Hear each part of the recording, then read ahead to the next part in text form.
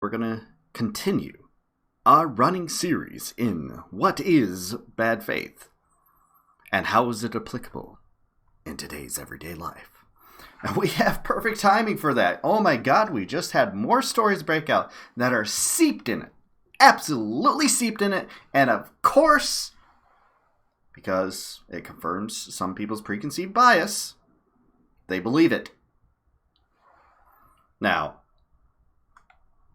context come into play? No. Can't do that. Can't provide any context. It's connected to end person, and it's, completely given in the most disingenuous way.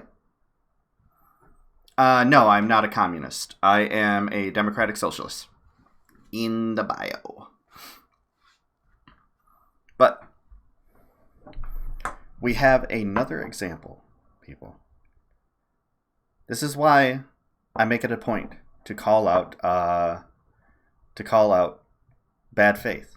This is why I make it a point to point it out at every chance I can, to always operate myself in good faith. This is what I intend to do, and this is what I do. Yes, I mean free at the point of service, yes. We're not talking about that right now. So, because it's for the betterment of society, and the private market can't provide these things sufficiently. But that's not what we're talking about right now, Colin. Maybe we'll talk about it later. But I got a lot of stuff that I need to... good for you. Do you know what else you don't need? Cancer treatments. But someone else might. And you know what? It's better not to leave people fucking dying in the street. Will you please recognize that you are not the only person in the society? That you have to have some empathy for people. And that is better for everyone that you provide these things for people. And it's not like it's even going to hurt you. I mean, you already do it. What in the fuck do you think insurance is anyways? Alright.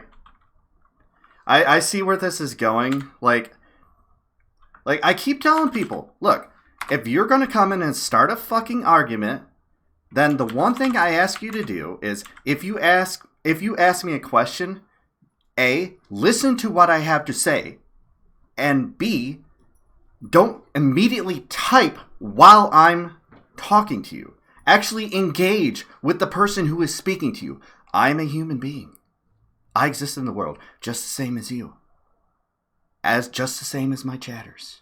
So, therefore, bud, I'm going to tell you, because I see how this is going. Come back in 10 minutes. That way, I can get to what I want to talk about on my stream, and not for the 100th time talk about why you need to have empathy and care about other people and recognize the insufficiencies of the private market in our healthcare system. That's for another stream. In fact, I usually spend a lot of time talking about it in every single one of my streams, but today, we are talking about bad faith. Because that's more important at this moment. Because we can't even talk about getting any sort of socialized healthcare or single payer healthcare until we get certain people elected. Electoral politics isn't everything. I know, but we have to start here. I do use electric toothbrush, and actually my teeth are really bad. I hide the ones that are really bad. I need a lot of dental work. But here's the thing about that. I can't fucking afford it because even with our insurance, it's really fucking expensive. Okay? Anyways, just that last dig at that motherfucker. Okay. Can we get to bad faith now? Anybody else want to pipe up and change the subject and make this stream all about them? Anybody? No? Good. We can move on. So let's talk about bad faith. Once again, I'm going to define it. Bad faith, in the broadest of terms, basically describes double-mindedness or double-heartedness and duplicity, fraud, or deception. Basically, you're working on the presence, on the presence that you're giving person information completely on the side of, I'm on your side. I came here actually pursuing information, and I just want to have a discussion. For example, someone who comes in and asks you a question, and before you even have the chance to answer, already has a rebuttal to something that you didn't say to attack a straw man. That is a form of deception. That is a form of deception. You didn't come here to actually learn anything. You didn't come here to learn something new or have your mind changed. You came here to argue your points, to plant your flag exactly where it was when you came in. This perception of, well, debate me and you'll change my mind. Well, not everyone is willing to do that. If you come in with the debate mindset, guess what? There's a good chance that I'm not going to listen to you. So I already recognize your bad faith. You came in here to deceive. I see it right away. I'm not a fucking idiot, okay? I spend a lot of my streams talking about bad faith, to the point where I had to make a bad faith emote. And today, we have people wrongly using the definition of bad faith. Liberia's government is based off the U.S. Constitution, and yet 1350?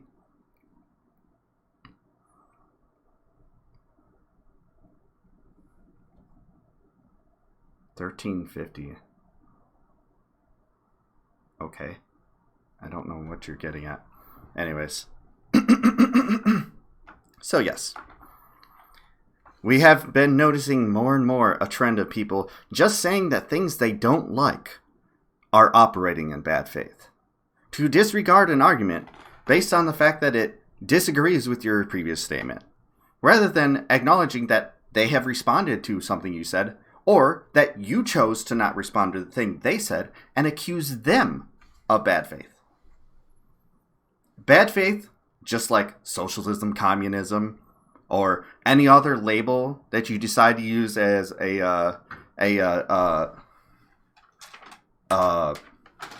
pejorative, does not work as something you do not like.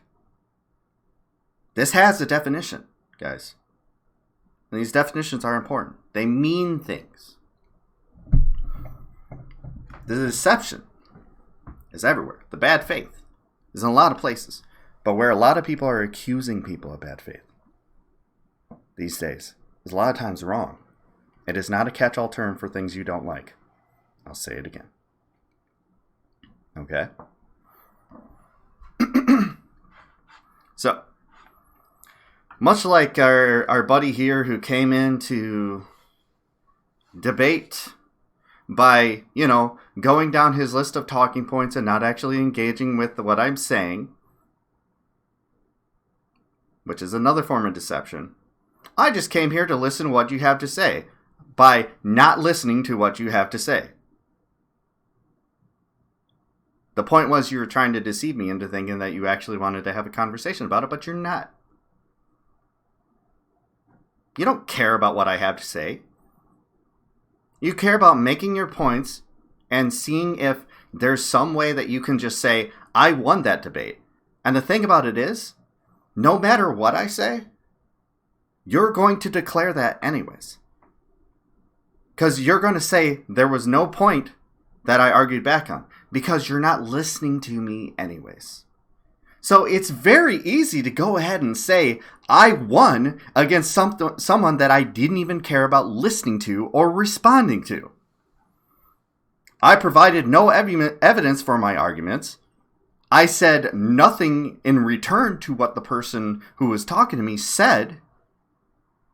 Therefore, I won. Because he wasn't able to argue with me because I argued with a fucking straw man.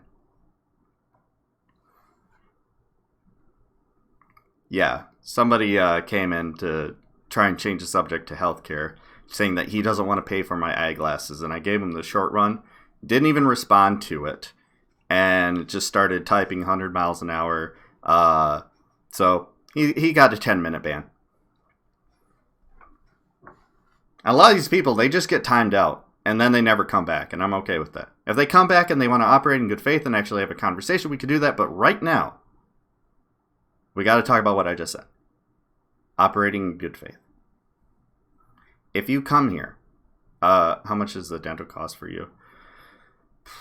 I'm still currently paying off the last root canal I had to have.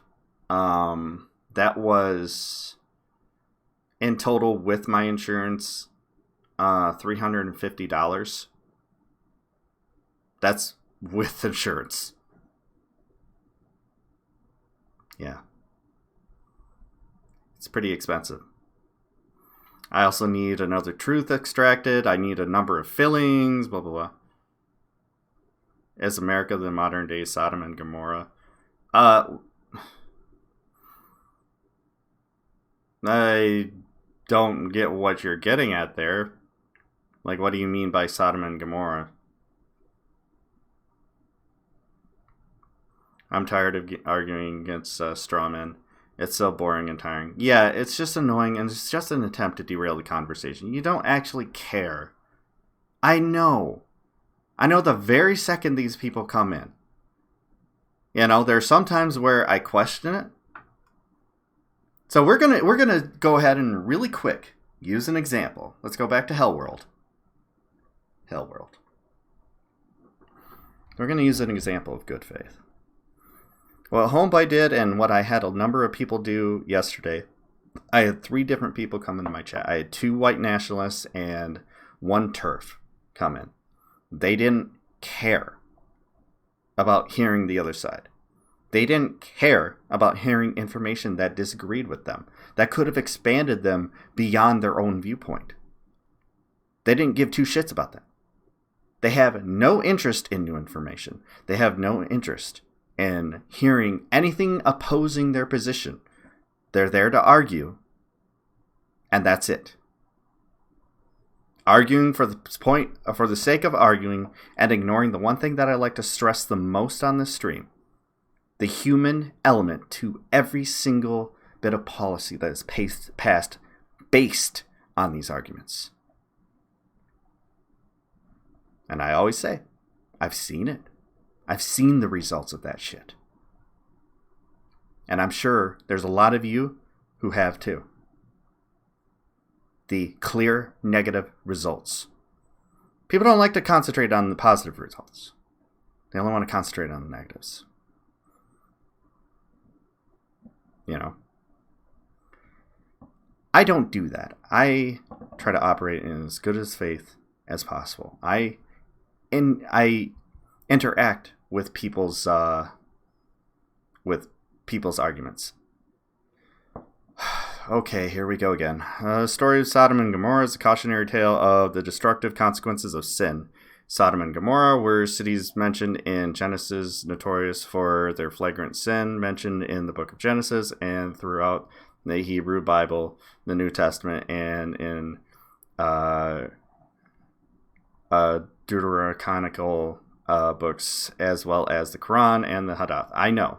That being said, is America modern day Sodom and Gomorrah? And again, I'm going to ask you, by what do you mean that?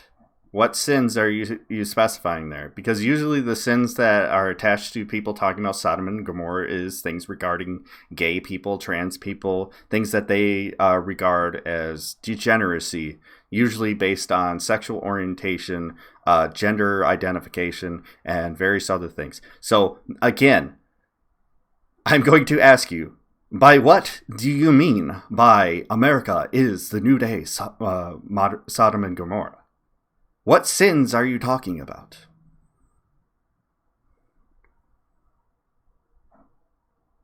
Like, you're already on my list because I'm already feeling like you're not operating good faith.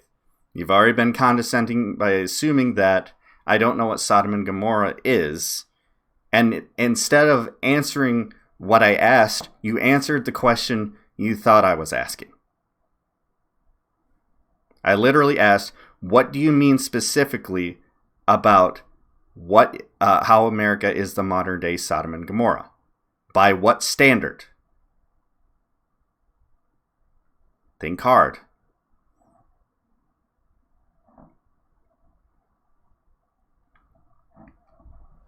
Nickelback is a sin. Well, Nickelback's from Canada, so apparently, based on that standard, wouldn't Canada be the modern day Sodom and Gomorrah? List for what?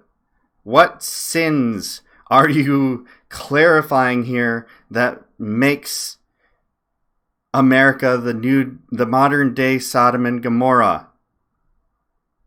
What are you specifically talking about? What is specific to the United States that is nowhere else in the world that makes it like Sodom and Gomorrah? Holy shit, dude. This is already going exactly where I fucking expected it to go when I saw the giant wall of text explaining what Sodom and Gomorrah is without explaining what you fucking mean by it. He means you're on his naughty list. I would like to know what I did to end up in his naughty list.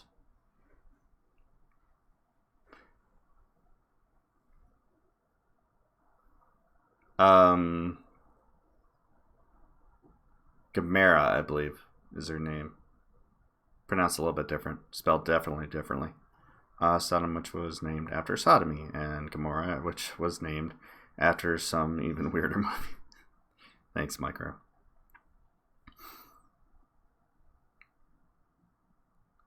Oh, my list of people who come here to operate in bad faith who will very quickly and more than likely get either timed out or banned based on their level of discourse. Hey, last username. Good to see you. Yeah, my naughtiness. My naughty list, yes. Like, answer my question for fuck's sake.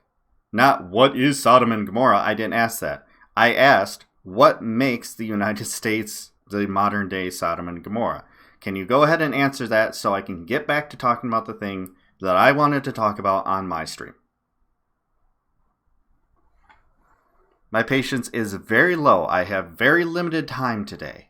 There's a debate tonight, and I don't want to take away from somebody else's viewership. I'm going to be raiding over to him when he starts streaming because he's got a good vantage point, and I'm not going to stream the debate tonight.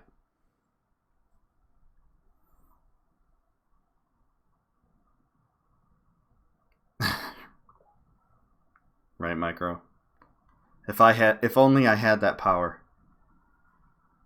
Let's just say there would no longer be, there would be a lot less flavorless turkey in the world. Like, is he going to bother to answer the question, or am I just fucking spinning my wheels? Honestly, ignore the attention hogs and get to your thing. I'm really more interested about the kind of point you want to make on the subject. Well, I mean, depending on how they do it, it can actually help my point. We've already had one come in bad faith. Let's see if this person's going to come in bad faith. Unless he thinks I'm talking about bad faith in, like, a biblical sense, which, that's why I'm trying to define it. Because no, that is not what I'm talking about. Oh my god. I just realized I think that's what he thinks I'm talking about.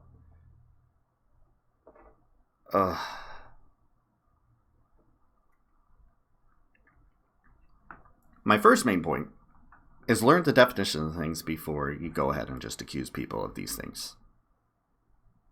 Learning what these things are, instead of just using them as a catch-all term for, things I don't like, just makes you look silly.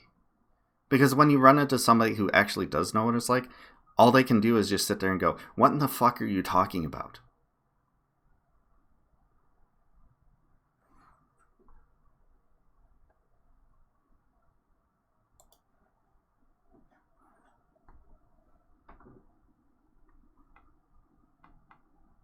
You can argue against shitty Christians all day. Yeah, I mean, my wife does it too. She's Jehovah's Witness, not practicing. And I grew up Christian, but renounced my faith around 14 and have not looked back. So, found more reasons to stay. I don't want to say atheist anymore because that term has been poisoned by morons. Thank you, Sam Harris. But yeah. Agnostic atheist is what we'll say. Yeah, I got a text from the Bernie campaign.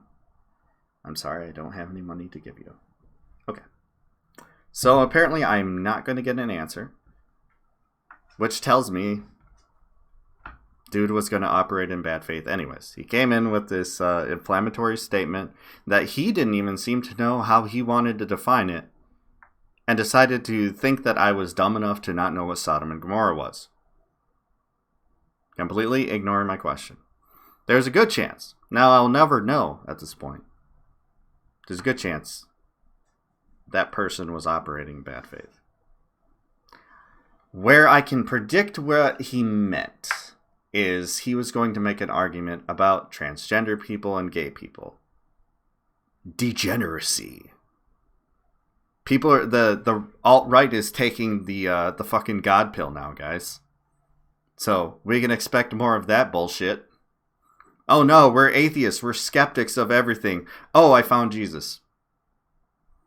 This whole time I was talking about things that are completely aligned with the conservative belief in Christianity. And, oh, what a shock. Now I'm no longer an atheist.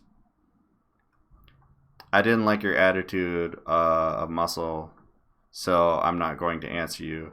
And just like that, I'm moving on. All right, have a good day. Sorry to hear. Maybe don't try to make people's streams about you. Hang back, listen, ask questions about the topic at hand. The topic at hand is in the title. It's literally what I've been talking about this entire time. That pretty much confirms it.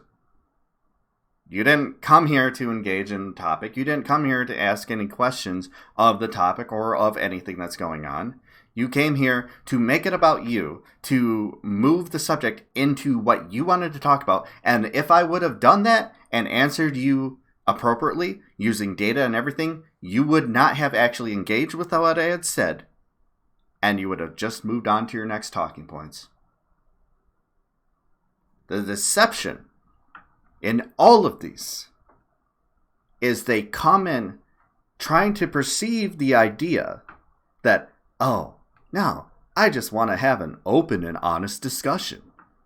Why won't you debate me? I just want to talk about ideas. And then the part that they're leaving out is, I only want to talk about my ideas through my focus using my opinions and ignore everything you say because I already believe you're wrong. No matter what you say. There's the deception. There it is. That is bad faith. Bad faith can also work in leaving out key details when a narrative is set up. Key details that could counteract that narrative. That is a form of deception.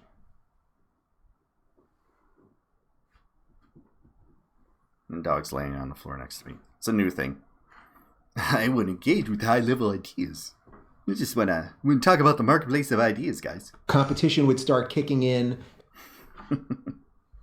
All right. So let's get on to it. What was that reference about that I just made?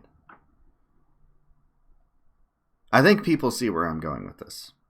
Now, I have been someone who has said that the Democratic primary is a two-person race. Bernie Sanders, Elizabeth Warren. It has been from the beginning. I think Elizabeth Warren has made a huge mistake that is going to completely remove her from that. Now, it can work in Bernie's favor, but, well, he's got a whole establishment that doesn't want to see him win. So, of course, today, the debate, the last debate before the Iowa primary, where he's shown to be leading, it all comes out. Just weirdly on this day. Yesterday, a Warren campaign staffer alluded to the idea that Bernie Sanders said that a woman could not win in 2020. Now, Elizabeth Warren could have done a number of things in dispelling that, because that doesn't sound like Bernie Sanders at all. That's very off-brand for everything Bernie has A, said, and B, worked towards. Every bit of policy he's been a part of. The policy he's tried to get passed himself. The amendments that he's put into bills. It would work against everything if he were to say that specifically. And just mean that specifically. Alright, Based. See you in a minute. So, Elizabeth Warren had the chance to go, okay, so here's the context of the conversation, guys. I'm not saying that he said a woman cannot win the presidency. He did not say that a woman cannot win in 2020. Here is the context of what he said. Because there's a number of ways that you could say it that don't make it sound like he's just saying, well, I'm a sexist. I don't think that any woman can win. Ovaries don't belong in the Oval Office, which is the way it's being played off. There are a number of ways you can say it. You say, well, the political climate looks really bad, and it's really difficult for a woman to run against Trump. I don't like the chances of a woman running against Trump, because we're going to have to, it's a lot to worry about, It's like, he could have said something along those lines, which is just like, basic punditry, to say, there's a possibility that this could go very poorly, and the fact that a woman would have to go through being talked to by Trump like that again can cause more harm than good. I can understand that. Whether I agree with it or not is a completely different thing. But in no way is that sexist. That's fully recognizing that there is a constituency in this country that is sexist. That did vote for Donald Trump because he was N-man. He is penis haver, Lord of all. He displays his tough guyness by shouting at people and being the most thin-skinned, dumbass motherfucker in this country. Like, that spoke to people. That complete encasement of toxic masculinity and fragile masculinity, that is Donald Trump, spoke to some people because they too felt that way. That does exist in this country. You can overcome it, though. Because we're also a pretty racist country. But we've also had a black president. Was he the first black person to run as president? No. Was he the first person to run for the first black person to run for president in a major party? No. Obama knew how to run. Now, during his 2008 campaign, he sounded a lot more like Bernie Sanders than he did Hillary Clinton. But he was running against Hillary Clinton, and well, people seem to forget all the tactics that they used to dog whistle about his race. But Hillary Clinton. No, she's a voice for black people. Bernie Sanders hates black people. Yeah. What do I base that upon?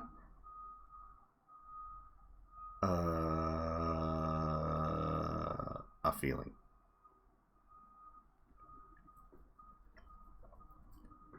But, my point in bringing up Obama is I totally believe that a woman can win the presidency. The problem with this country and the sexism in this country leads to one conclusion, though. Much like Obama, that woman has to be absolutely extraordinary, damn near perfect campaigner. Obama was that in 2008. Now, him as a president was a completely different deal. But him as a campaigner, that dude ran so far to the left of the country at the time that it actually moved the Overton window slightly to the left. from the far right. At that time, people were making the argument that he was this crazy socialist, Marxist, Maoist, communist, which apparently all mean the same thing to people that don't know what any of those things mean. But, like, the case they would make for it is, yeah, he was pretty left-leaning in his campaign strategy. When he got into office, again, different story. He was an extraordinary campaigner. The one thing that I can always say about Obama is he's incredibly good in the campaign. What's the line from Tommy Boy? He could sell a ketchup popsicle to a woman in white gloves. That's Obama. He was spectacular at that. He gave really great speeches, and he knew what people wanted to hear. Now, policy, enacting policy, using the bully pulpit, being effective as a president to move the country towards the left, or even towards basic liberalism, away from neoliberalism. He was terrible at that. God fucking awful. Did more damage than good in that regard. Oh, the ACA. Yeah, the market-based solution that was offered up by the Heritage Foundation in 1993. All of a sudden is crazy left-wing conspiracy craziness. Oh yeah, and also it was Romney Care in Massachusetts. All of a sudden, that's crazy left-wing stuff. Even though it literally is a right-wing bill. It's on the right of the spectrum. It is literally a market solution. It is to force people into the market with no regulations to dictate how insurance companies can dole out prices. No price changes at all. And even extended the patents to drug companies to the extent where it damn near has killed the generics market. It's only being propped up by the things that are currently and still generics.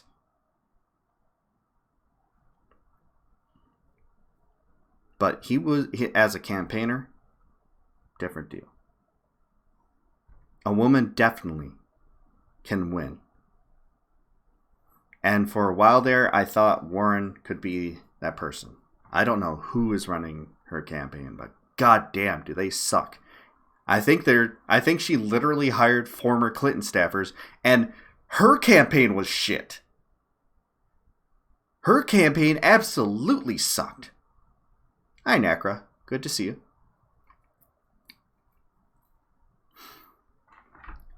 So, more and more I'm getting discouraged by how Elizabeth Warren runs a campaign.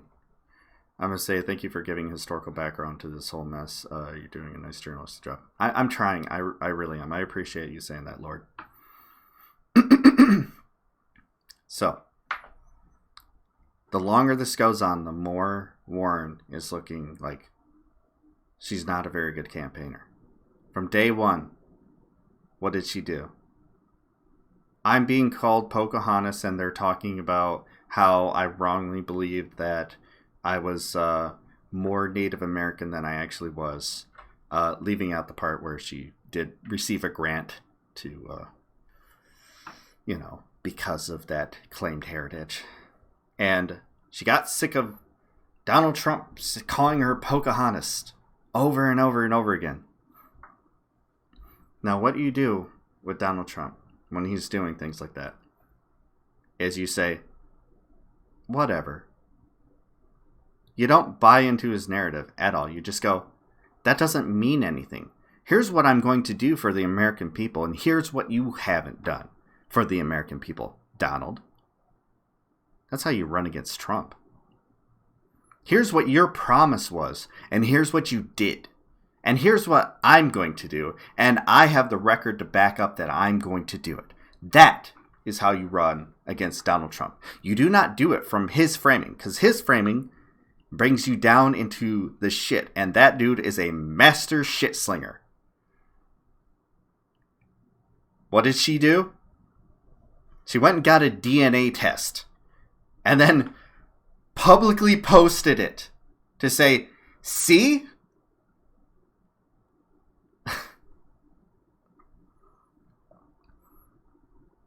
The only way she could have had that work out for her in that scenario and not made her look like an absolute moron is if that test pulled up that she was 50% or higher of a Native American tribe.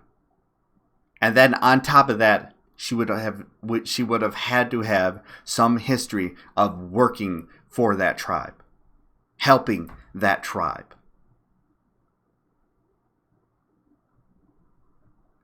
That didn't happen. And she walked away looking like a moron. She got covered in shit. It was that moment that I was like, oh shit. I know exactly how Donald Trump is going to run against her, and I know how she's going to respond. And after that, I started noticing all the flaws in her campaigns. Anytime she is caught off guard and taken off script, what does she say? Does she listen to the person? Does she actually address the question that's being asked of her? There are a number of times where we can see this. It happens at the debate. It happens when she's at these photo ops. Sat down with those people who were activists for prison reform. And they asked her point blank if she was for repealing the 93 crime bill after they laid out the case for why you should. And, by the way, yes, you should. Mandatory minimum sentences are fucking garbage, and it goes to only hurt the poorest of us and also the blackest of us. Her answer, when asked that, was, I'll have to look into it. And then she started talking about pablum, about healthcare. She avoided it. And she does that a lot. You know? Anytime she is caught off guard, her pants instantly fall down. And her ass is flapping in the breeze. Every single time. How many times during the debate has she been asked about taxes regarding her Medicare for All proposal? I think it's happened every single debate. How does she respond? Well, what we're going to do, we're not going to raise middle class taxes at all, but we have to look at what the options are and put forth an idea that we're not going to do this thing. And Liz, you want to know how you answer that question? Look at how Bernie Sanders answers it. Of course your taxes are going to go up. But what you'll be paying more in taxes on, you'll be paying way less for your health care. It will save you more money than it will take out of you. And you will also get better quality. You won't just get, fucking the amorphous word of access.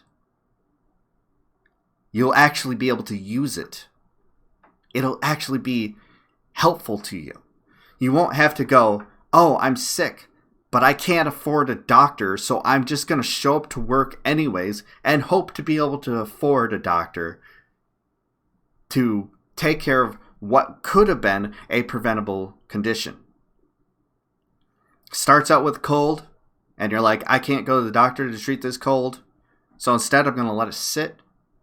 And we've all done this if we've struggled at all in our life. Shit, I do it all the time. I'm doing it right this very second.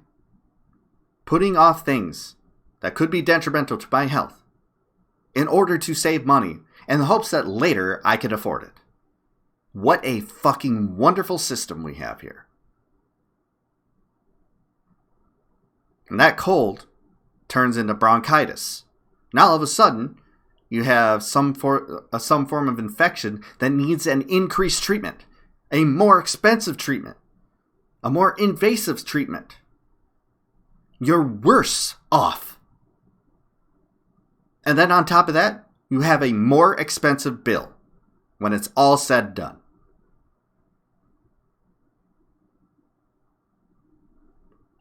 That's how you answer that question. You can answer it very simply. You look at your paycheck, see how much is coming out of your paycheck for healthcare every single time.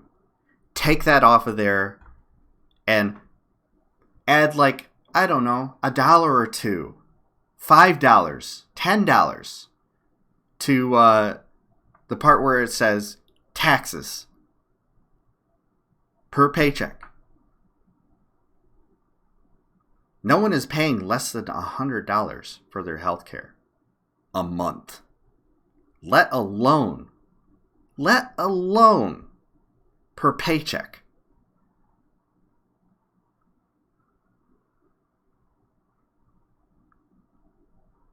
And her answer is to say, well, we're not going to raise middle class taxes. I'm just going to say that certain people are going to pay for it to only be gutted later. And it will be. That's what happens when you means test. That's what happens when you target. It's going to be paid for with a wealth tax. Oh, okay.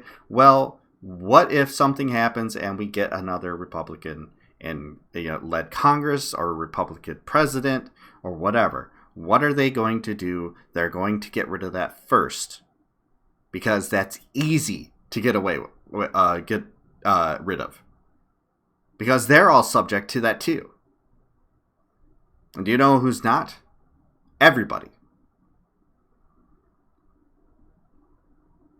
Now, our impact is way less if we're going to them, and they have sort of a case when they say, hey, we're paying for it. Why should we have to pay for it? Go fuck yourself. You're not doing anything for it. They have sort of a case there. I'm sorry, they just do. That's the problem with this.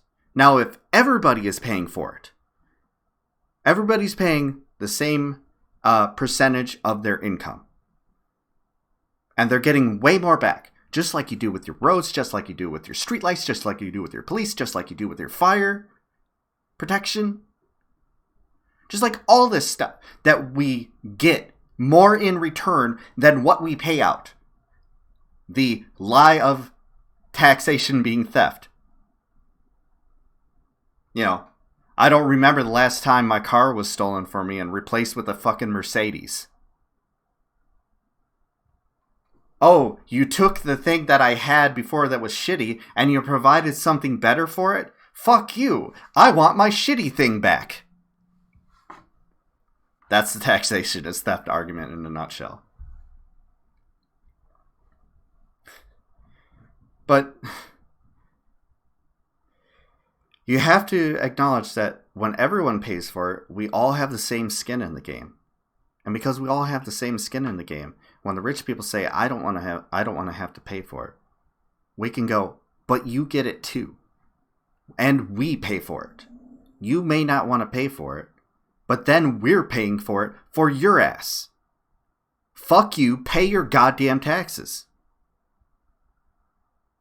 There's more incentive for us to say that. And we can't, there's no point where we have to go, yeah, you're kind of right, but, and then appeal to their humanity. There's none of that.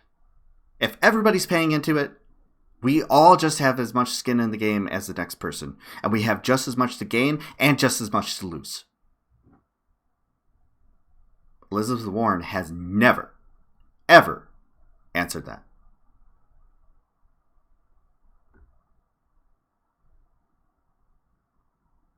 I would, I'm not even going to dignify that with a response TP, but I would do more research into that. How weird that the people with the most money would also be putting in the most money, while at the same time a lot of them are able to claim a record low amount that they're actually putting in and bitching about how their taxes are still high while making obscene amounts of money through that.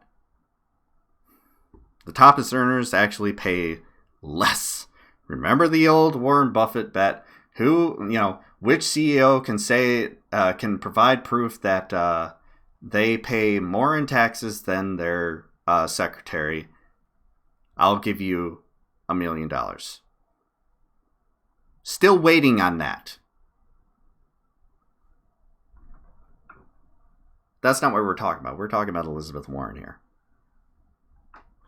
She faltered in that answer. She falters anytime she's off script. When she's on script, she's good. Oh, God, is she good. Can you say the same thing as someone like Bernie? I think the only thing I've ever seen him tripped up on is reparations. Because he didn't have a proposal in front of him. He was just asked about it, and he says, well, it depends on the proposal. And that seemed like he was weaseling out of it. Understandably, it can appear that way. But, you know, you're asking him, a sitting congressman, a sitting senator, about a proposal that isn't even on the table. That isn't even a bill that was proposed by one presidential candidate who never broke more than 1%. And dropped out earlier this week. Thanks, Orb Mom.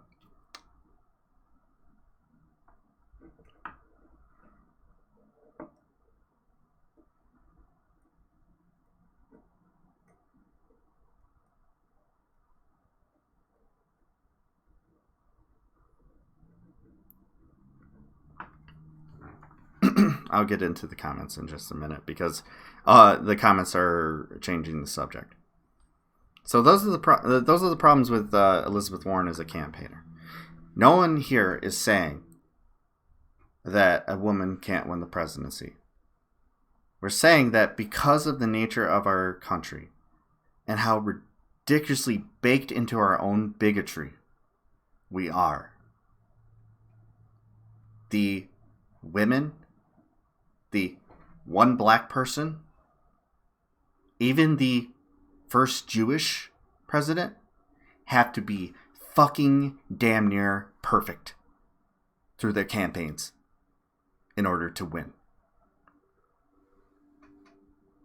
There's there's a saying that I got interested in that I learned about when I first started dating my wife. Domo, my wife is black. She pointed out to me that, you know, a woman is always going to have to work twice as hard as a man to earn the same position because they're already at a disadvantage in most industries. A black woman is going to have to work harder than that. There is a deficit that has to be worked up to. What sucks about Warren is if she were a man, there's a good chance that she would be still at the top of the pack even with her gaffes. Not something that I would agree with. I would still support Bernie. But her being a woman is going to only hold her back in the fact that you have to exceed the expectations of what would normally be expected of a mediocre white man. The same way Obama was able to overachieve and show how good a campaigner he was, Warren would have to do that too. I think she would have had a chance. Hi, Sim. I think she would have had a chance if she ran in 2016. For one thing, Bernie would competition would start kicking in. Oh, shit. Thank you for that resub, Sim. Welcome back. Wonderful competition. Hell yeah. And of course, a Twitch Prime. That means I get all the monies.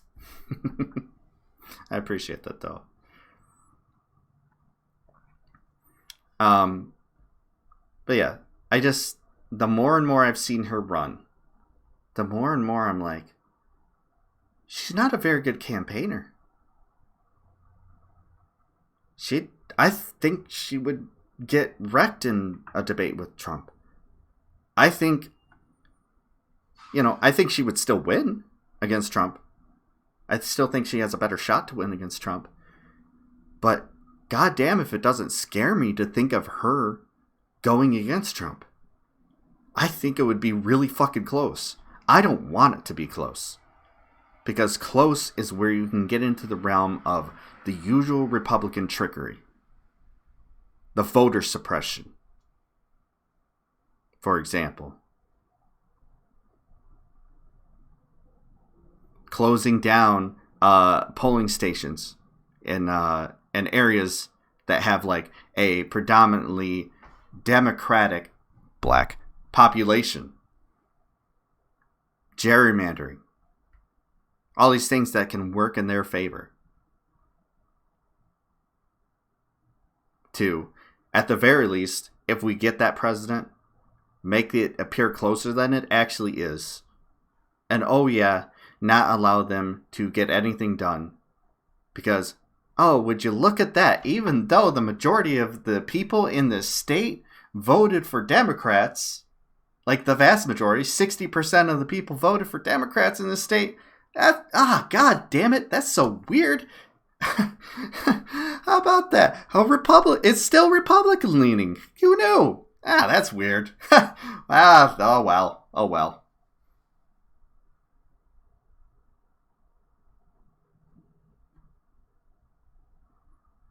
I don't want it to be close. Close scares me. We have seen already the extent that Republicans are willing to cheat. We've seen that ever since Reagan. We've seen that ever since Nixon, for fuck's sake. The extent that they're willing to go out of their way to disenfranchise voters, to full on stop people from voting, to stop the will of the people to be actually heard, is obscene. And they will do it every fucking time. So if it's close, if it's not a fucking blowout, well, there's a chance that if it's left up to the courts again, we'll lose. 4 more years of Trump. That'll be a disaster for the people. Based, you know I'm very pro Antifa, by the way, right? Sorry to burst your bubble there. Hey, TP. I've already addressed that I'm not going to be talking about what you're trying to talk about. I've already been derailed more than once. So could you please engage with the things I'm saying and not the things that you want me to discuss? I'll address it, but later on. So, how does this play into bad faith? As I said earlier, a campaign staffer came out and said something about how Bernie Sanders said that a woman could not win in 2020. Provided nothing else.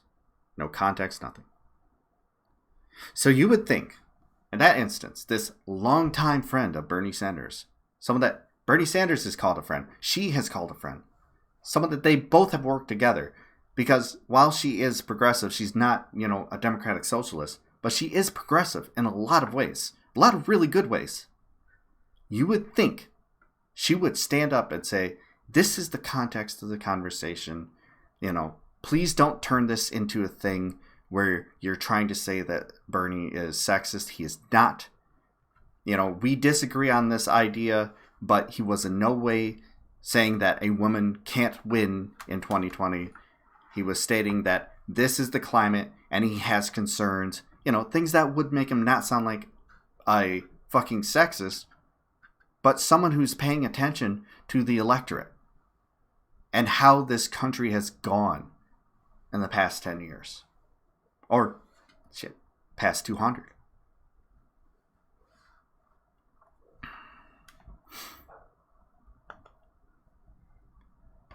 Let's read what she said instead.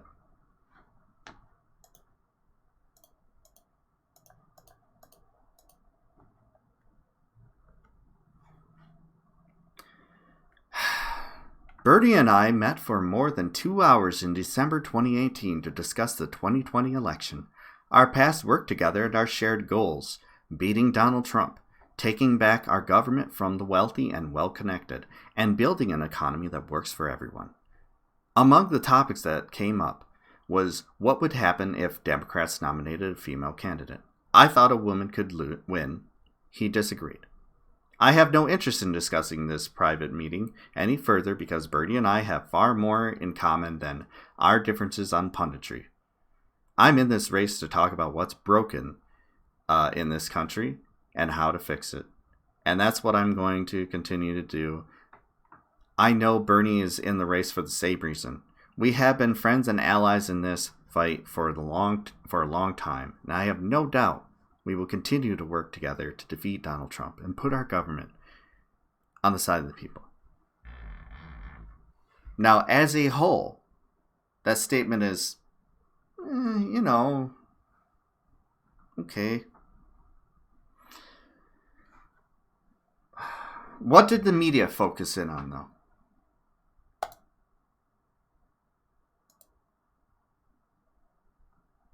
Right here. I thought a woman could win. He disagreed.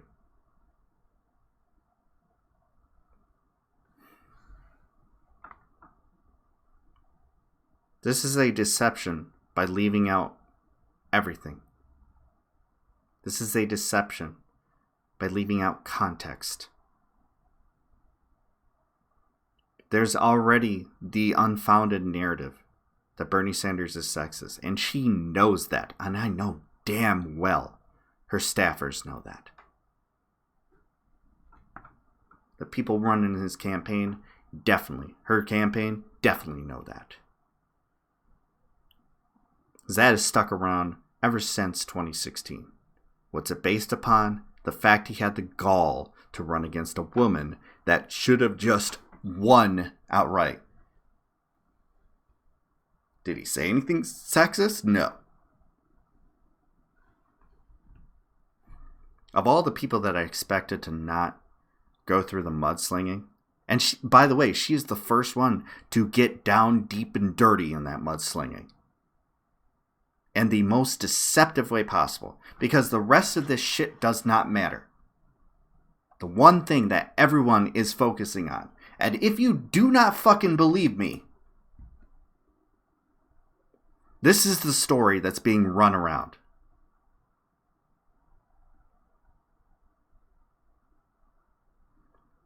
I expected better from you, Elizabeth Warren. I did. And the thing that bothers me, yeah, I do get a lot of trolls. The thing that bothers me most about it is I really thought you were a number 2. Now I don't think I have one. But the worst part is if anyone is even curious about Bernie Sanders, this hurts them from wanting to go and vote for the person who's looking out for their interests the most. Warren would have been a nice half measure, at best. A half measure towards Sanders, not a half measure towards, actually being a workable country that actually helps the working class.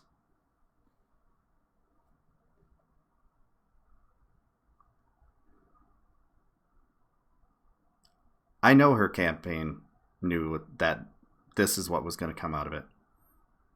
She released a written statement. She could have worded it differently. She could have gone over it several times. Proofread it. And I guarantee they did. Proofread. Rewrite. Proofread. Rewrite. Until you have a finished product where you're like, this is good. This is not a first draft. This is what she released to the public. And she knew she was leaving that gaping hole of context, of actual statements. And this will be used as a bludgeon against Bernie. Whether or not it'll be effective is a completely different thing. But I do know people are nervous. Please be an adult-based. Talking about something important. This is a form of bad faith. Again, bad faith. You come in with the complete intent to deceive. No. I'm not saying he's a sexist. I completely abhor that idea. He just said that a woman couldn't win.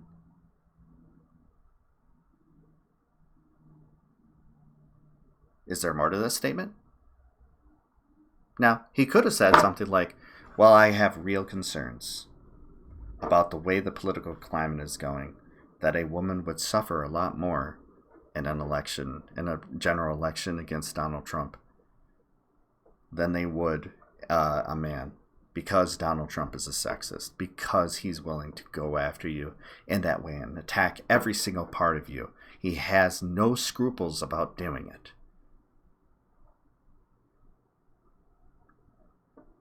He could have said that, but we don't know. All we get is he disagreed. We know nothing. But we have a mainstream media. We have an establishment that is working against him, who's working against him and therefore working against us. That will push any narrative to push him out of contention, especially now that he is a part of he's two-way tie in Iowa, completely leading in New Hampshire, blowing everyone else out of the water in California. He's also polling pretty well in Michigan and Wisconsin, 2 states that he previously won.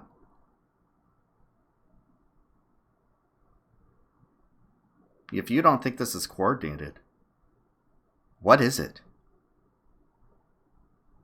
She hasn't come out and corrected anything. She hasn't added more context to it. She said, I don't want to talk about this anymore. This is my statement. Do not ask me. Well, Liz, you left a big, wide open door here for everyone to walk in and just decide what to do with it. We kind of need you to talk about it more. So, what the fuck are you doing?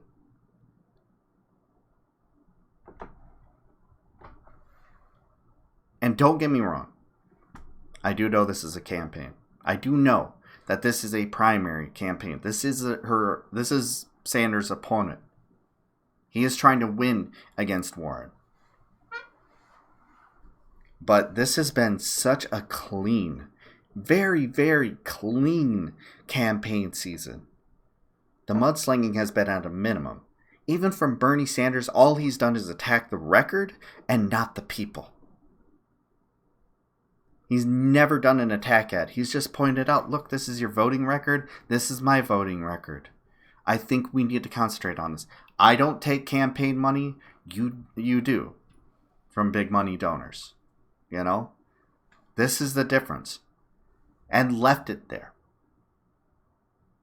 Just said, these are where my priorities are. These are where your priorities are. And we can show that based on your record. And then as a person, do you know what he says about every single one of them? I've been a longtime friend. I appreciate everything I've done with them. They're wonderful people. I would work with them again. But we need to talk about your record. We need to talk about what you have done.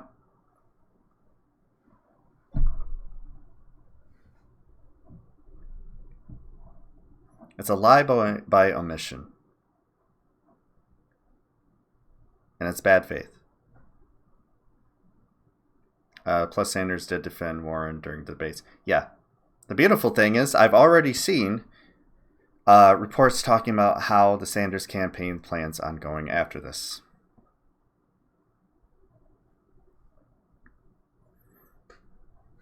Well, Sanders also went on to campaign for Clinton, too.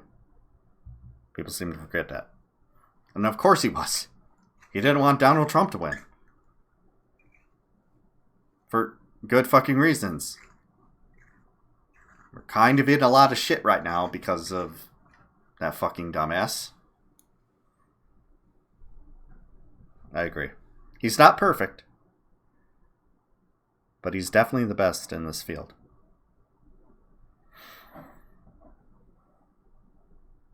Just did a Google, but still confused about this story. What about it? What do you want to know, Sim? Hey, Pax. Good to see you. By the way, if there's anybody I didn't say hi to, hi. Hi, Micah. I know I forgot to say hi to you. I don't know who else I didn't say hi to. Bernie is about as close to perfect candidate for president as we've ever had. Yes, I will 100% agree with that.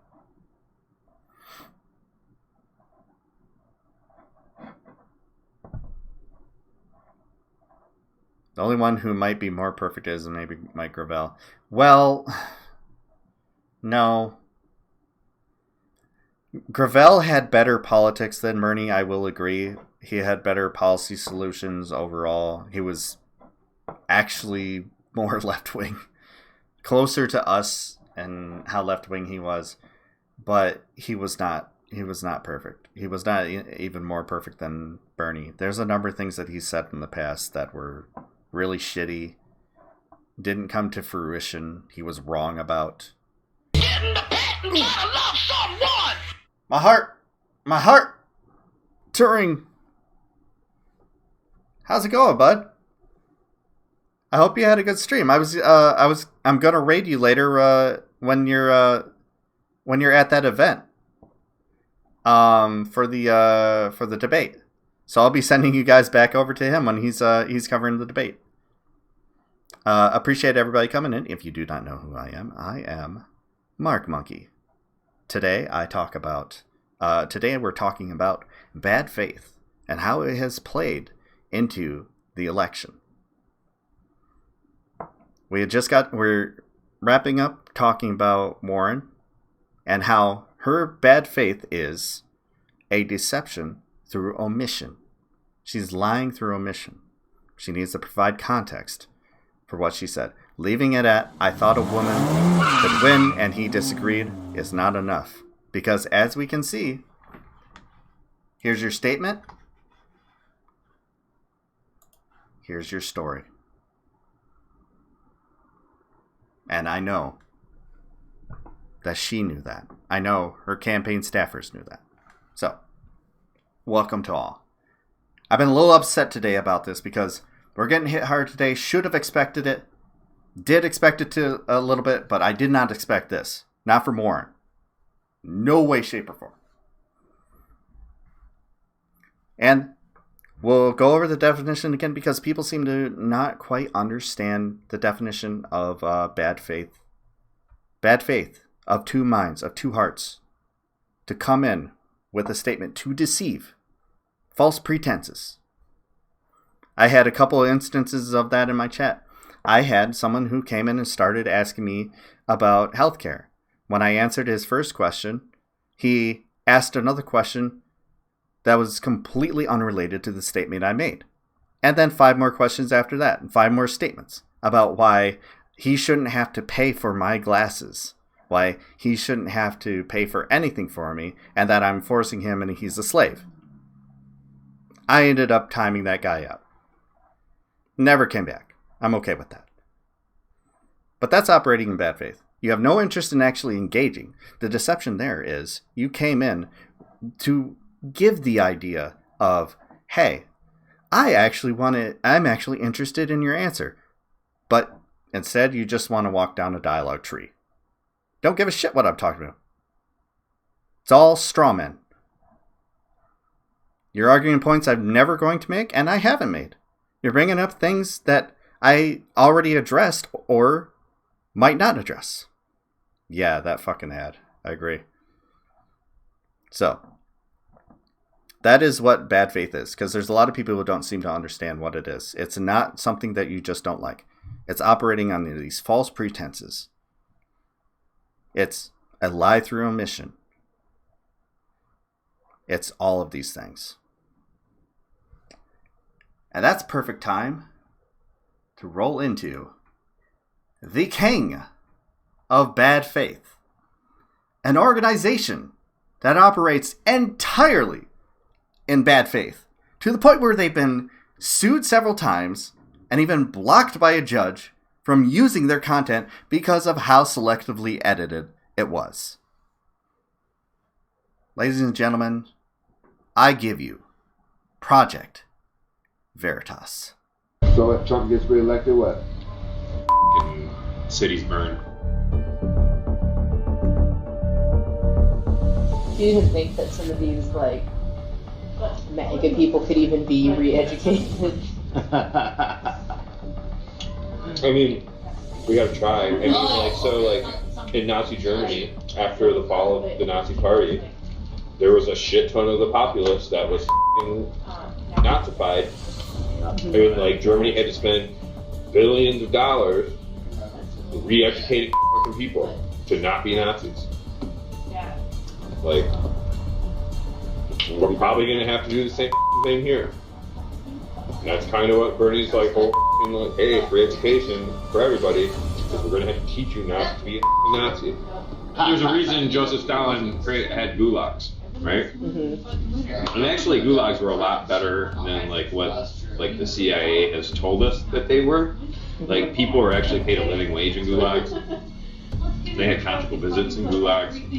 Gulags were actually meant for re-education. The greatest way to break a fucking billionaire of their privilege and their idea that they're superior, go out and break rocks for 12 hours a day. You're now a working class person, and you're gonna learn what that means, right? Bernie doesn't get the nomination, but it goes to the second round at the DNC convention. Milwaukee will burn. It'll start in Milwaukee, and then when the police push back on that, and other cities will. And if your speech is calling for the elimination of people based on race or gender or religious, for whatever reason, things that people can't change, then you should expect a violent reaction. Mm-hmm. And you deserve a violent reaction. Be ready to be in Milwaukee for the DNC convention. We're going to make 1978 look like a Girl Scout cookout. The cops are going to be the ones that are getting beaten in Milwaukee.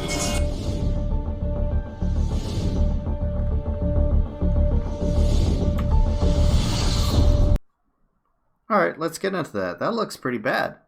Wow, that sounds absolutely fucking awful. That guy must have a huge role in Bernie Sanders' campaign. Therefore, this must be the same thing as Bernie Sanders saying it. Right? Right?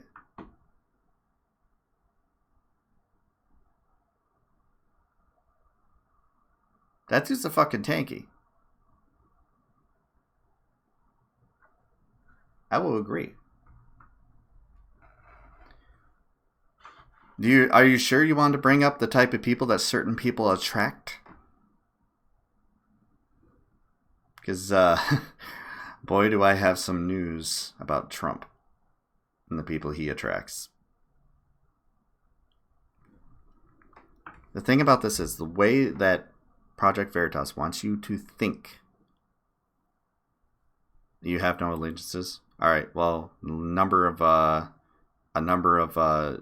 supremacists, completely emboldened. Everything from everyone from Richard Spencer to David Duke, Stefan Molyneux. All these people who are out and out or alluding to white supremacy. Stephen Miller is also a white supremacist, yes. Just as his uncle. He seems to think so. So, everything that Project Veritas wants you to think here is this is what the Bernie Sanders campaign is. This is all of who is in Bernie Sanders' campaign. Things that were not specified. Again, lies through omission. What level of staff was this man? Oh, but he was an organizer. Okay. Organizer means a lot of things in a campaign. Was he in a position to make decisions with the campaign where he's directly communicating with Bernie Sanders? Is he a consultant for Bernie Sanders, for example? Is he someone that Sanders actually goes to for messaging, for ideas? No.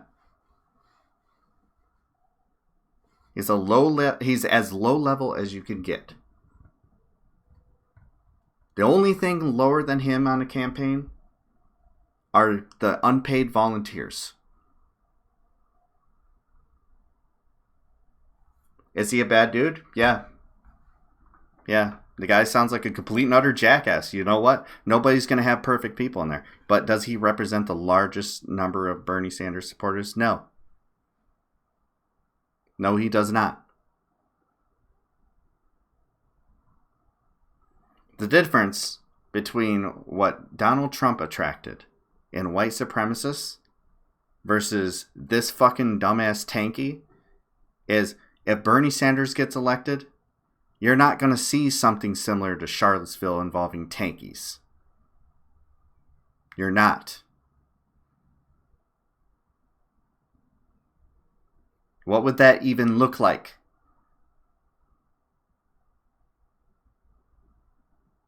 Anybody? I can't blame Charlottesville on Trump. Oh, Based. Poor Based.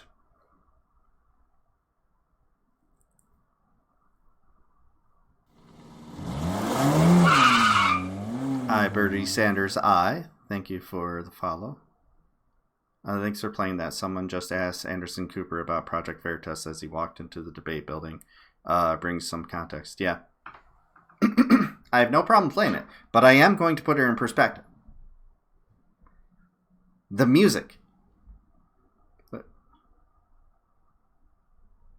Why do I suck? What? Who the hell are you? Oh. You just gave me a follow to tell me that I suck? Okay. Anyways. Getting into it.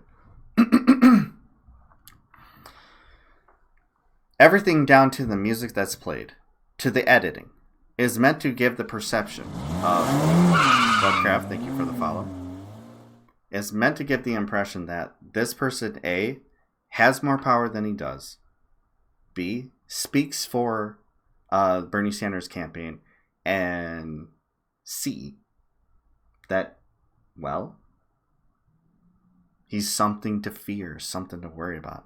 He's a bad guy. This dude sucks. Completely sucks. But, just kind of a guy who said some really shitty things. You know what's really funny? One of my favorite parts that I noticed right away. If you listen to him at this part, I recognize it immediately from the way he's talking. The dude's fucking shit-faced. He's drunk. He's slurring his fucking words. He's a drunk dipshit. Is he the perfect example of what is in the Bernie Sanders campaign? No. Having been a part of a number of Bernie Sanders groups, having talked to a number of Bernie Sanders supporters, have had a number of them in my chat, have been in people's chats who also support Bernie Sanders at all levels. That is not even a large minority. It is very small. And it can be expected in any group. For example, TERFs supported Hillary Clinton.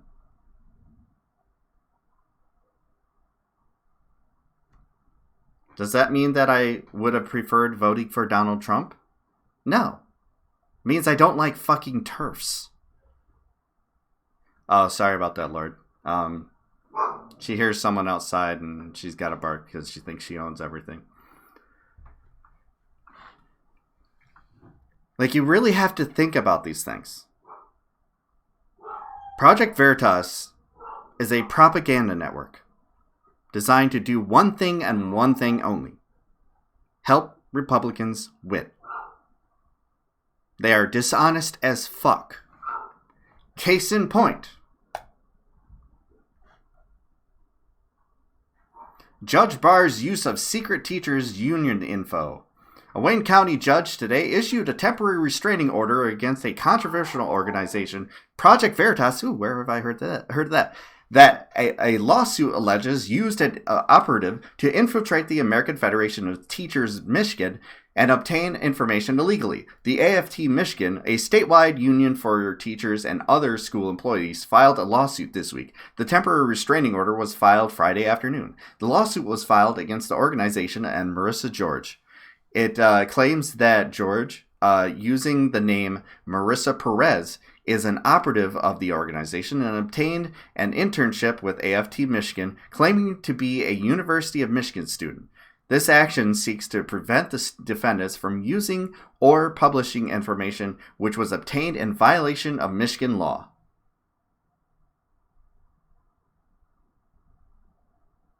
Well, that's just one time.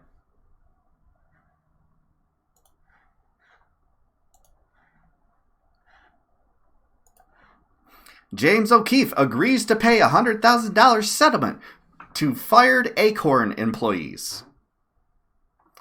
Self-styled entrapment journalist James O'Keefe has agreed to pay $100,000 to settle a lawsuit with a former employee of a social welfare agency who accused O'Keefe of misrepresenting him in a widely distributed video. Juan Carlos Vera, who worked for the now-defunct Association of Community Organizations for Reform, now Acorn, filed a federal lawsuit 2 years ago accusing O'Keefe of portraying him in a false light and filming him without his knowledge. Vera sued over a video O'Keefe secretly shot of him inside the National City, California offices of Acorn. In the video, Vera appears to give O'Keefe and an accomplice, Hannah Giles, advice on setting up a prostitution ring. What O'Keefe's video didn't show... I thought this guy was honest. Why would he just choose not to show a thing? Was that Vera contacted police after the meeting.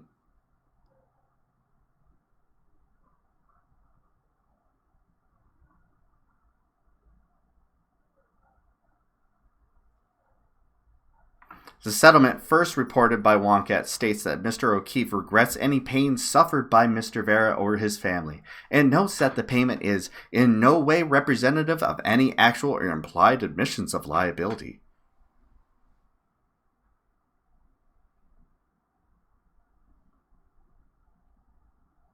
These are your sources. A shit peddler who selectively edits his footage. He's a propagandist in the worst sense of that word, and the not neutral sense of the word, the complete negative. He pushes a narrative. He has one job. He is not profitable. His organization isn't profitable at all, except for to be funded by billionaires, who, weirdly enough, have a lot of skin in this game. They don't want to pay taxes. Send 10, thank you for the follow.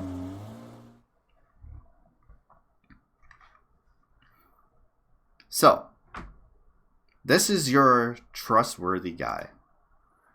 Now, as to who that person was, here he is, Kyle Jarek. That high-level organizer.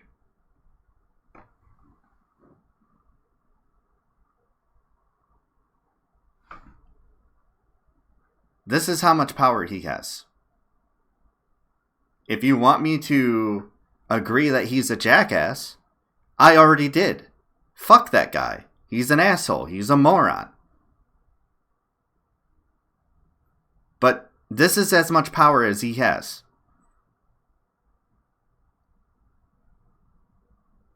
This is it.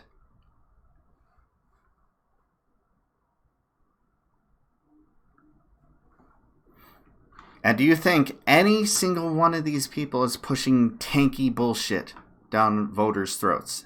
No. You want to know why? Because most people are very much going to reject the ideas of tankies. So this idea that, oh, he's alluding to this. oh, this is who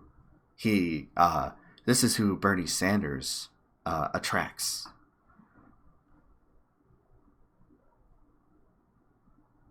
He attracts some dipshit who's LARPing. It's not like he's talking about creating a white ethno-state and working with a guy who basically insinuates that promise. You know, the Muslim ban. Locking up immigrants. Denying refugees sanctuary. Trying to cut funds to sanctuary cities, and taking the shackles off of ICE, so that now immigrants in this country have to live in fear of their government, whether they're undocumented immigrants or not. As cases have shown when we've gone after legal immigrants in this country. Yeah, there's no Muslim ban now, because a judge struck it down.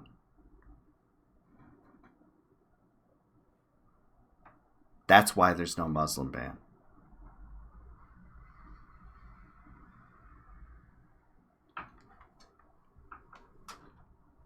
So, you know, your source is already starting to sound a little faulty. Based on his history, and based on this subject he's using. And these smears come out on the day that the day of the debate, after a poll comes out showing him leading in Iowa. Coincidence?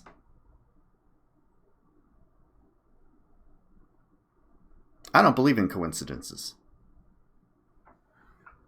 This is a political operation. And why are they doing this? You know, I keep hearing from Trump supporters, oh, if Bernie's the candidate, he'll lose so bad to Trump. Let me tell you who Donald Trump is most afraid of debating. Bernie Sanders. And I can tell you why. I can tell you every single way he's going to run against any candidate who has the possibility of winning currently. I can tell you all of it. I got into it a little bit with Elizabeth Warren. It's going to be Pocahontas, you take money from Raytheon Pocahontas. And you know what? The problem with that is he's kind of right. He's kind of right. The kind of is, yeah, he takes a lot of money from defense contractors too. Yeah, he's a giant liar too. But anytime you have to cede ground to Donald Trump's argument, is something that Donald wins. It looks bad. It causes Democratic voters to want to stay home.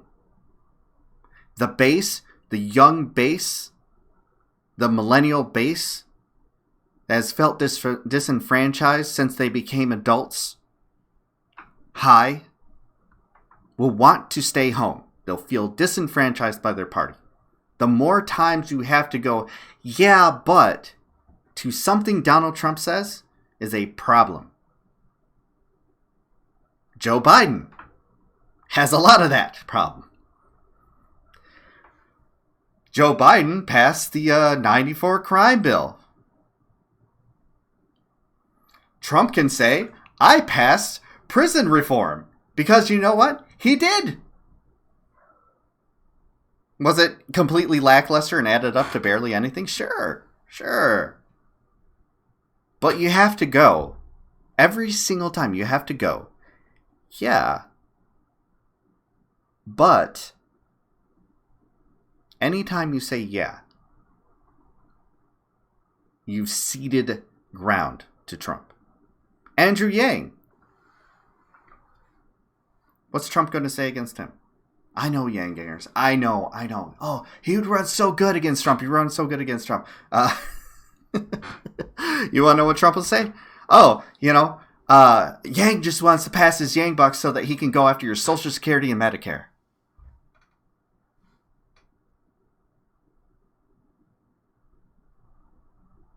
Can you say flat out no to that? Not without lying.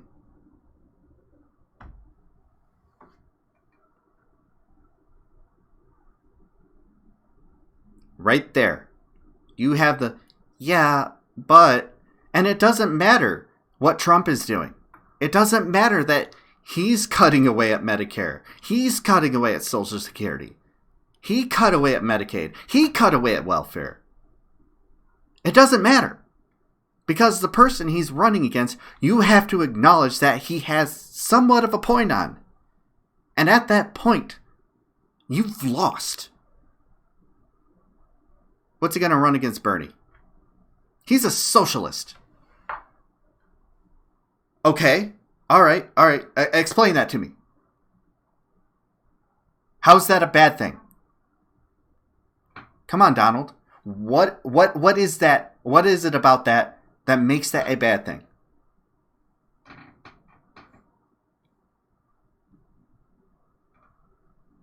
We'll hear crickets. He has nothing to follow that up with. Is he going to go after him about his age? I heard somebody bring up, his heart attack. Oh, Trump will go after him about his heart attack. Hey, Donald, why'd you go to the ER last month?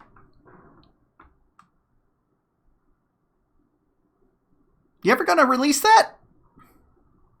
At least now, we know that Bernie Sanders is good. He's healthy. We know that now. For a fact. He has a strong heart. He had a heart attack then. But he's good now. On the other hand, Donald Trump was the one who wrote his own doctor's report in 2016. We do not know a damn thing about Donald Trump's health conditions. We know he had that emergency doctor's visit, and no information was released about it.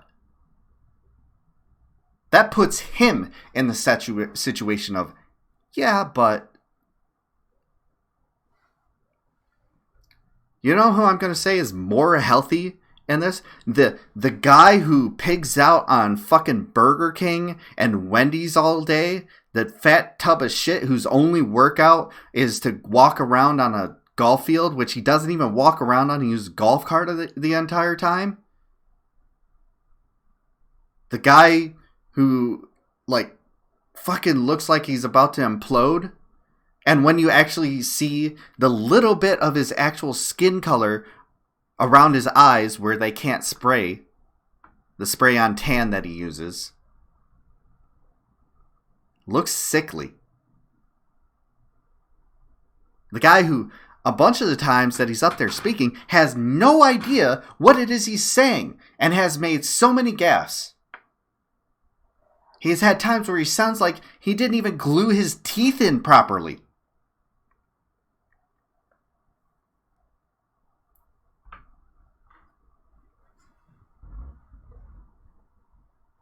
Oh, let me just hover over this and see what this says. It's a Stefan Molyneux video! Oh, Jesus. Based. I almost want to time you out just for linking Stefan Molyneux. Johnny Scarlett, thank you for the host. Rock and roll. Thank you.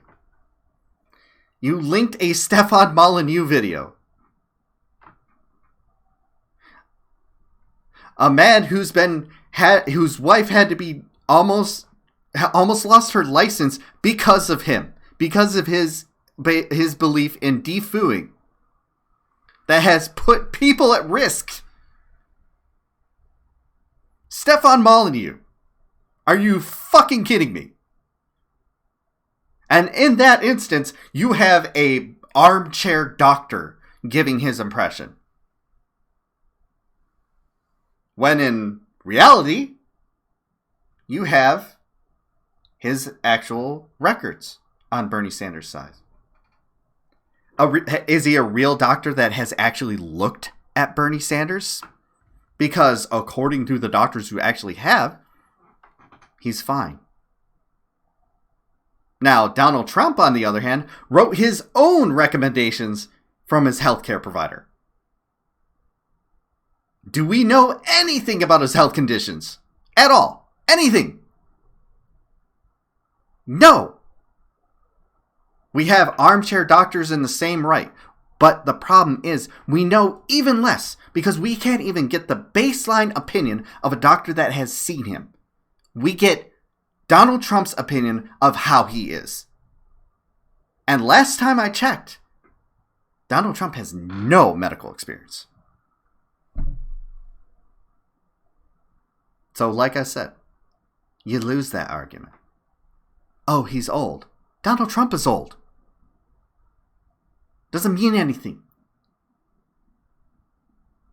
Let me tell you what Bernie's going to do to absolutely eviscerate Trump. He's going to say, first of all, Donald, you said you were going to bring jobs back. You said that you were going to bring back the coal industry. There have been more coal industry bankruptcies under your watch than in history. I thought that this was going to happen. What did you do wrong? Hey, Donald, I thought you being here and in office, your policies were going to raise wages. You were able to run against Hillary Clinton on the left during the election. And he ran his administration to the right. And wages have not gone up. Hi, Awesome Jocelyn. Good to see you, bud.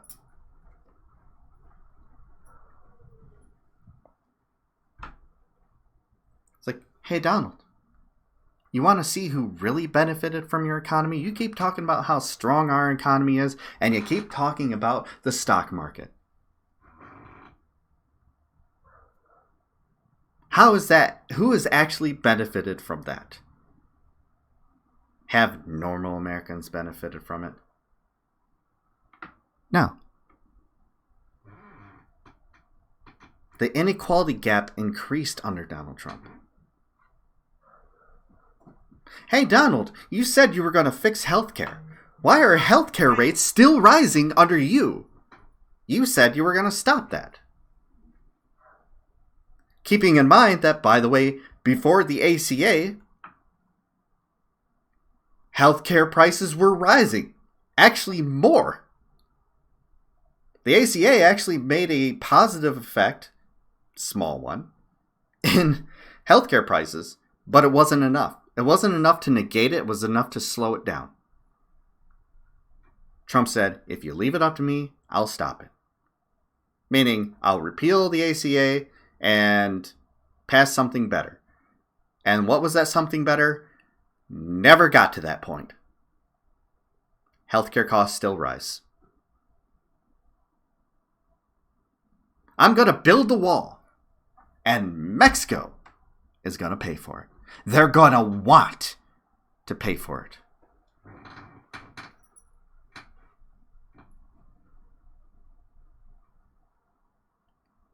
Where's that wall?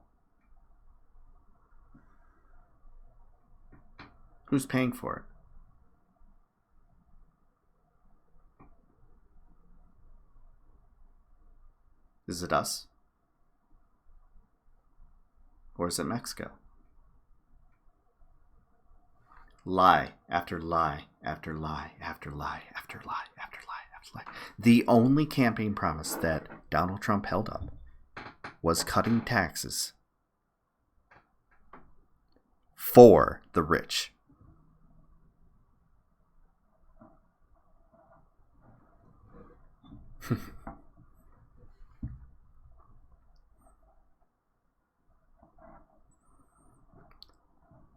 Micah, you might want to revisit the way that you had to phrase that. In relative terms, Are those relative terms when you do things like take out inflation, or if you take out the cost of living increases? Are those the relative things?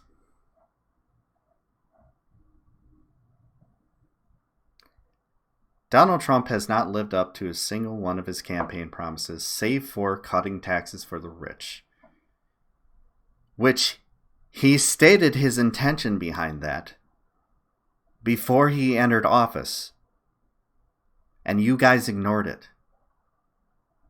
He told a room full of rich people, you're all going to get very rich.